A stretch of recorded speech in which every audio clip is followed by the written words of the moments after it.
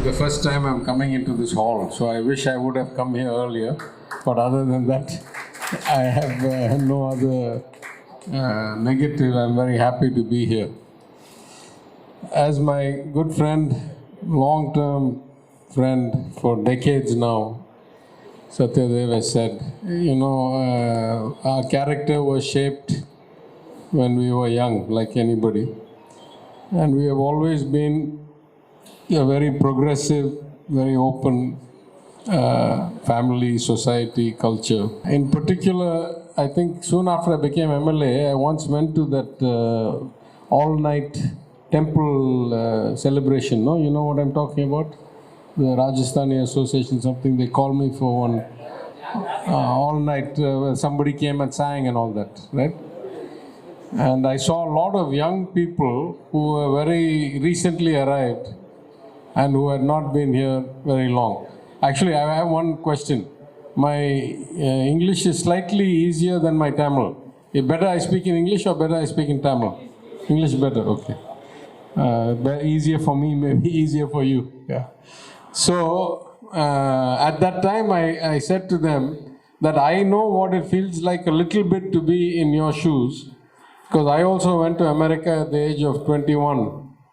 And I was very disoriented because my family, my friends were all back in India, and I was trying to adapt to a new culture. Anyway, eventually I stayed there for 20 years. I got 3 degrees. I did many things. I was a consultant. I was a banker. I had a good life, good career. But the notion that talent is talent, and in some sense we are in a global economy and a global market for talent. So we are always happy to have you here. That I said in 2016, November or something like that. So I reiterate that. I say that as a community, Madurai, one of the oldest living cities in the world, we have been blessed to have many different people from many parts of the world come through here, settle, trade, run businesses. And we respect the contributions of everybody who has come, and we see all of you as an integral part of our community, our society. But at the end of the day, I would say I'm a MLA, and so I have to come to you for 2 reasons. First reason, of course, I have to come and ask for your vote for me or my candidate. But that's not that vital. I'll tell you why in a minute. But more importantly, if you have any unfulfilled needs, if you have any legitimate rights or requests that have not been done properly by the government, whether it's a state government or now the corporation, because our councillors are in the corporation, then it's my duty to help to correct those and fix them for you. So in that sense also, I am hoping that the reason you have not called me before is because you don't have any problems. That's why you never called me till now. But anyway, I'm happy to be here now and to meet all of you. I will say from the bottom of my heart that I genuinely am concerned about the future of this country. And this is not about politics. I also had a career outside of politics, life outside of India. So I'm not that worried about, you win some, you lose some. I'm not that worried about these things.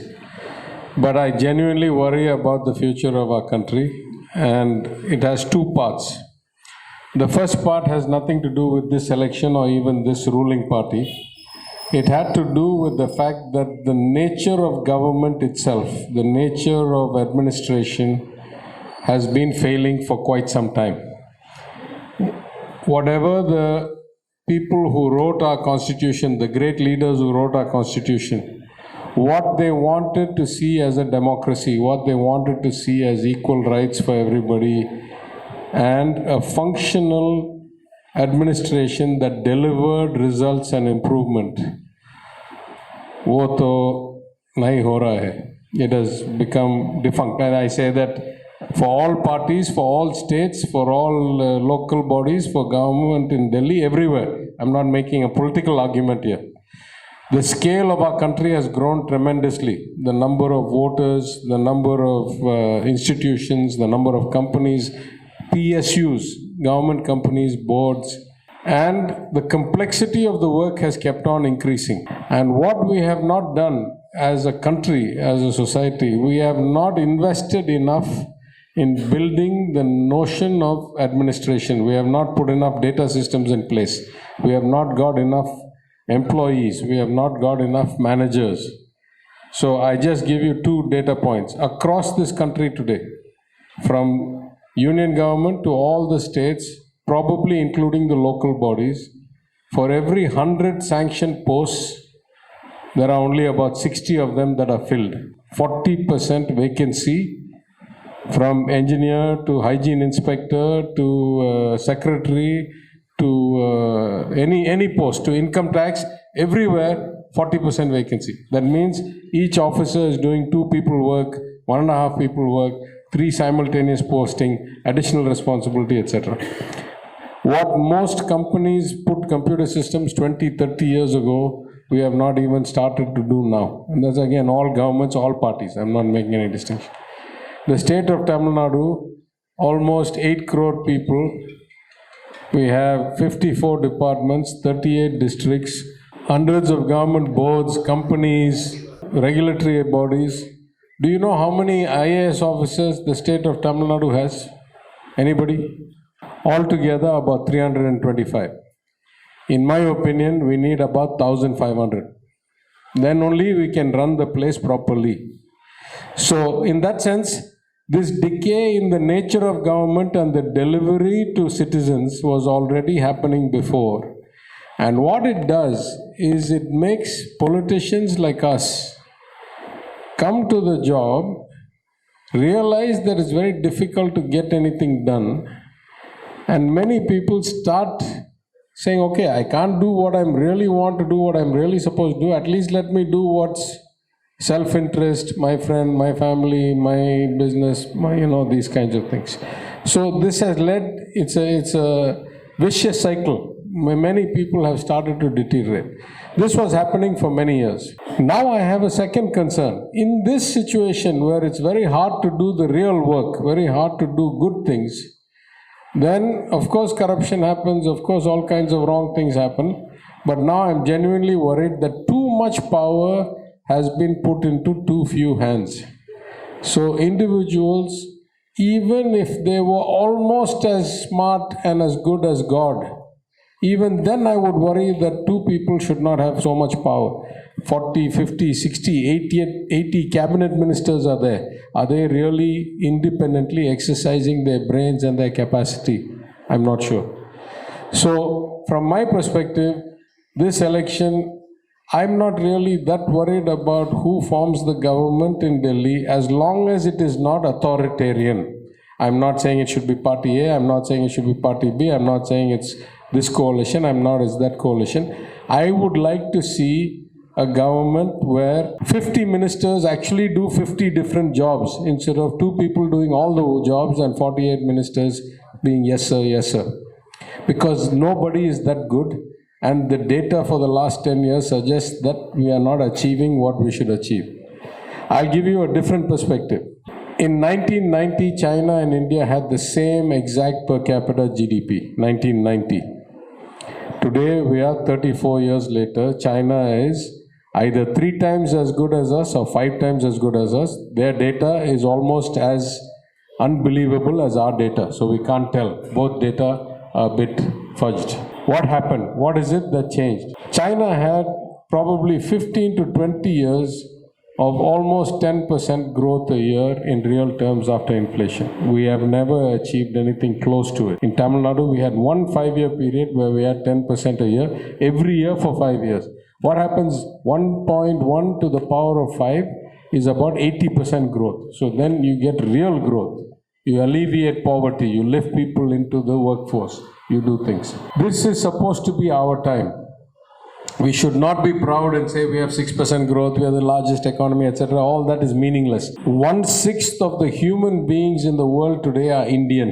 1/6. If you take out the aged populations of China or Western Europe and all that, 1/5 of the young plus working population in the world are Indian. If you take out the poor people in war-torn countries like Africa, which has high population but the children are not able to go to school, roughly 1/4 of today's and the next 20 years workforce is from India.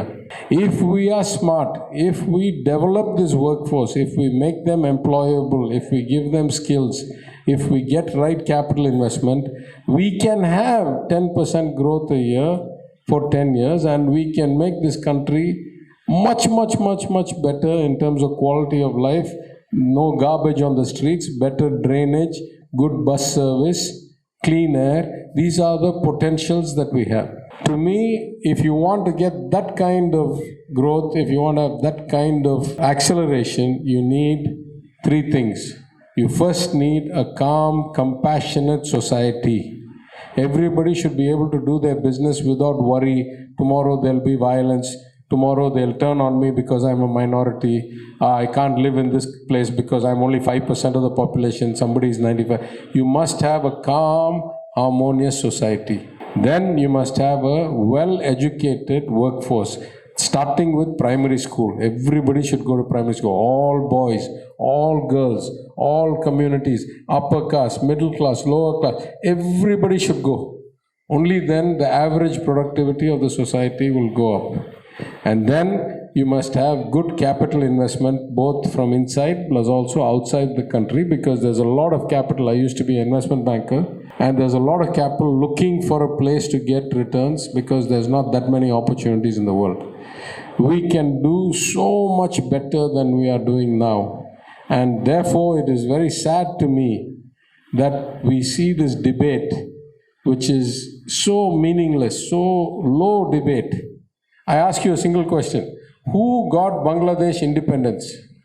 India, right? Who went and fought the war and got Bangladesh independence? India. From the day of Bangladesh's independence till 2018, India was a richer country than Bangladesh per person. Our per capita GDP was higher than Bangladesh, sometimes 2 times as high, then slowly 1.5 times as high. In 2017, it was 20% higher than Bangladesh.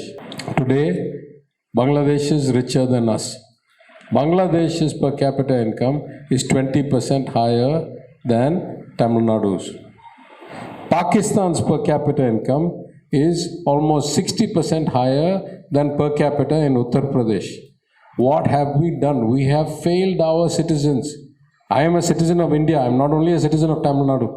I am a citizen of India. What have we achieved for the people in Bihar or Uttar Pradesh or Rajasthan or Madhya Pradesh? Afghanistan's performance in some ways is better than the average of places like that. And it's across all parties. It's not like this party was only in power for 40 years or 80 years. So my point is, we are now in a situation where we have to think, we have to apply, we have to be humane, and we have to worry about the future of our children and our grandchildren.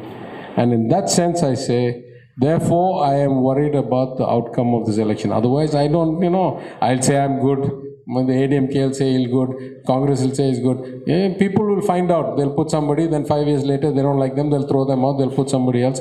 As long as the structure of the Constitution, as long as the balancing of powers works, it's okay. Even that, I say, there's been a deterioration without people realizing. The number of people in government, the lack of systems, the lack of proper policy. Governments have actually been failing for a long time, not just now. They continue to fail the last 10 years, but they have been failing for 20, 30, 40 years. On today's Monday, Saturday night, I was in Delhi. Though I don't want to take time away from the campaign, this was a commitment I made in October, November. The program got cancelled, it got rescheduled. So I went to Delhi just for one evening. The event was to give an award to Professor Jagdish Bhagwati of Columbia University, Indian professor, and to N.K. Singh, chairman of the 15th Finance Commission, and Dr. Vijay Kelkar, chairman of the 13th Finance Commission. All the rest were Delhi people. Through Ramnath Kovind, former president, was there. Harivansh Narayan Singh, deputy chairman of Rajya Sabha, was there. New 16th Finance Commission chairman, Professor Arvind Panagaria, was there. Only me they called from outside Delhi. I went all the way from Madurai to talk to them. There I asked both N.K. Singh and Panagaria what I say in public. I say every finance commission, you take more and more money from the better developed states and you give it to the less developed states. The job of that money is supposed to make us come closer together. The better state should slow down and the less developed state should accelerate. That's what this money is supposed to do. But for 25 years, you have kept on taking more and more money, and the gap is keeping on getting worse and worse. Something is profoundly wrong. And I was shocked. At least N.K. Singh I knew from before because I presented, but Professor Panagaria I had never seen before. He came up to me and he told me, I have seen your videos. Of course, your arguments are fair. We have to figure out a way to beat this because nobody can argue. It's just the data. The data is saying that 2014, Tamilnadu's per capita GDP was about, let's say, about 1.9 or 2.1 times Uttar Pradesh's. Today it's 3.1 times. So the rich are keeping on getting richer. The poor are keeping on getting poorer. What is the Finance Commission doing? What is the government of India doing? So these things need to be changed. So I didn't come here to give a lecture. It's better I'm sitting. If I was standing, you might have thought that I've come to take class. But I want you to think deeply. This election is not about my party or any other party. This election about this country. What kind of country do you want this to be? And I'll be even more brutally honest with you. From my party, they send me some analytics. Of course, my analytics are much better than what the party sends me, but the party sends me some analytics. And they tell me that there are 3 booths in your constituency where you have lost continuously the last 3 or 4 elections by more than 50 votes, 80 votes, 100 votes. So you must go and focus on these booths. My first answer is, when I became MLA, I won 160 of the 239 booths. When we ran for MP, we won 180. When I ran back for MLA, we won 215. When we ran for local body, we won 237 or something. I can't win them all. I'm not interested. People should have a different perspective. Let people vote for who they want. That's their preference. That's their choice. Why should I win all 239 votes? I win 219 booths. I've already won by 34,000 votes without paying 1 rupee for a vote. So something I'm doing right. The people are giving me the vote. I'll do this. No problem. So I am not that fussed. You should vote your conscience. I'm not asking you to change your mind based on anything I say. I'm just saying that this election is a different election. It is not about who is better or who is worse. It's about whether you want a future of an integrated, communal harmony, productive society, which requires lots and lots of smart people. I mean, look at me. I am relatively well educated, right? I have a PhD. I went to one of the best business schools in the world. The minute they appoint me finance minister, what do? I go and find 5 brilliant economists to come and be advisors to us. Even the smart guy knows that he must get 10 more guys to help him because the problems are so complicated. If all power is concentrated in 2 hands, you know what happens? The people who are the bureaucrats around these 2 people will become powers behind the scenes. I mean, you know this better than me, right? Anytime you put too much power into 2 ministers and the rest of the ministers become dummy, then the office of this minister, the IAS, down to the office assistant, down to the peon will become an authority into himself. That's what has happened today. That's happening in many places. I'm not saying it's only happening in Delhi, it's happening everywhere. But this is not good for our country. We need 1,000 people to have 1,000 different views. We need to have a good debate. Based on that, we have to decide, okay, yours might be slightly better. Okay, we'll go that way. That's how democracy is supposed to work. I'll just tell you one last thing. I used to work in a big investment bank. We used to trade hundreds of billions of dollars a day. Every morning we used to have a risk meeting. In the risk meeting, the head trader will have some view, everybody else will have some view, the boss will have some view, everybody will say something. There was zero positive feedback for anybody who said the same thing that the boss said. If the boss said I should go long, and you also said go long, they say, why you open your mouth? He's already said, right? What value have you added? If you opened your mouth and said, you say you should go long, but I say you should go short, because you may not have considered these things. For that, everybody gave time and listened and gave respect. You see what I'm saying? If I'm the boss, the natural tendency is everybody's going to say yes to whatever I say. Then what's the point of you speaking? Everybody's going to say yes boss, yes boss, yes boss. It's only if there's 10 different voices. I say I want to buy this company. He says no, you don't buy that, you buy this. You say no, you don't buy both, you sell both. Then we have some interesting value of the conversation. That's why we used to get paid lots of money, is not to say what the boss said, is to argue against what the boss said and put some new ideas that the boss had not thought. That's what required for a good society, for a good democracy, for a good administration. I worry that we have gone the other way. In all parts of politics, I'm not just saying in one place, but in all parts of politics, we have gone to one hero and everybody else doesn't open their mouth. This is not good for the country, it's not good for the state, it's not good for anybody. So I will just thank you for the opportunity to meet you. If there are some unfulfilled requirements in addition to the EB connection, please give them to me in a list. I'll be happy to look at them. I'm happy to come here at least now, 8 years after I became MLA. Call me regularly. I'll come regularly. Sure, sir. And, thank you for your time.